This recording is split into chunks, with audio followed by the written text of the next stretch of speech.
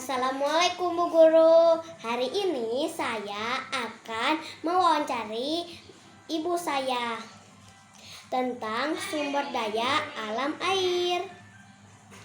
Mah, dari mana asalnya air yang kita minum dan kita gunakan sehari-hari? Ya Gadiza, air yang kita minum, kita gunakan sehari-hari berasal dari air pegunungan, dari air swadaya yang berasal dari Gunung Burangrang. Mah, apakah air yang kita gunakan sehari-hari bisa habis? Bisa habis. Air yang kita gunakan sehari-hari bisa habis jika kita boros dalam penggunaannya. Bagaimana cara menjaga kelestarian sumber daya air? Banyak cara untuk menjaga kelestarian sumber daya alam air. Salah satunya adalah kita membuat resapan-resapan air, kemudian menanam pohon di rumah masing-masing, dan yang paling penting hemat dalam penggunaan air. Apa hak kita pada sumber daya air? Hak kita banyak untuk air. Salah satunya adalah kita berhak mendapatkan air yang bersih. Kita juga berhak untuk menggunakan air. Akan tetapi kita juga perlu dalam penggunaan air kita tidak boleh boros. Apa kewajiban kita pada sumber daya alam air? Kewajiban kita terhadap sumber daya alam air adalah kita wajib menjaganya. Bagaimana cara menjaganya? Dengan kita menghematnya, kemudian menghematnya bisa 2 kali dalam penggunaan, kemudian membuat resapan-resapan air, daerah-daerah resapan air, kemudian menanam pohon di setiap rumah. Banyak cara untuk mendapat kewajiban kita untuk menjaga air. Apa kegunaan air selain yang kita perlukan sehari-hari?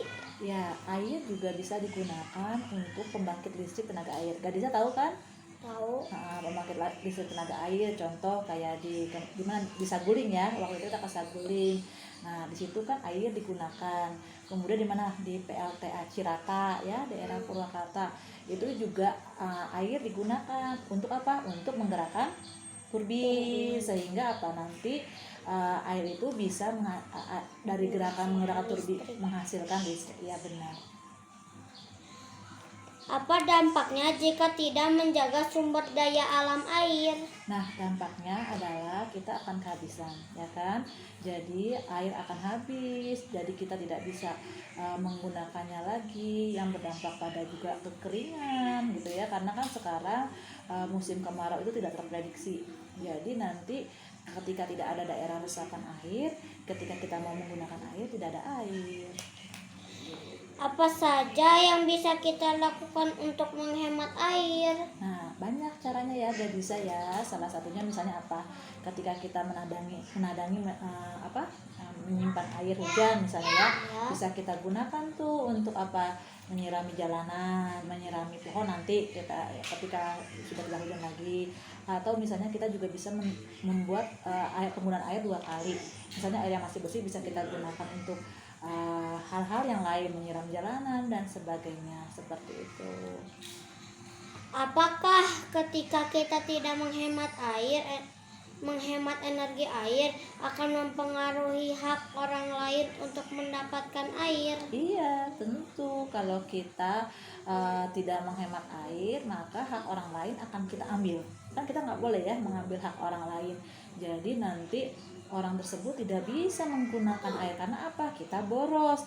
Nanti generasi selanjutnya tidak memiliki cadangan air. Akhirnya apa? Kekeringan. Itu apa? Akibat dampak dari kita tidak berhemat air. Mengapa di suatu daerah bisa terjadi kekeringan dan kekurangan air? Iya, banyak faktor yang menyebabkan suatu daerah atau wilayah itu kekurangan air. Salah satunya adalah musim kemarau yang berkepanjangan, ya kan? Perubahan iklim, cuaca, akhirnya apa? Musim kemarau lebih panjang daripada musim penghujan. Akhirnya tidak ada daerah resapan air, tidak ada pohon-pohon yang berfungsi menyimpan cadangan air, akhirnya air akan habis. Itulah fungsinya kita menanam pohon, membuat daerah-daerah resapan air, sehingga ketika musim kemarau air bisa tetap kita gunakan. Seperti itu. Demikian wawancara saya dengan ibu saya. Wassalamualaikum warahmatullahi wabarakatuh.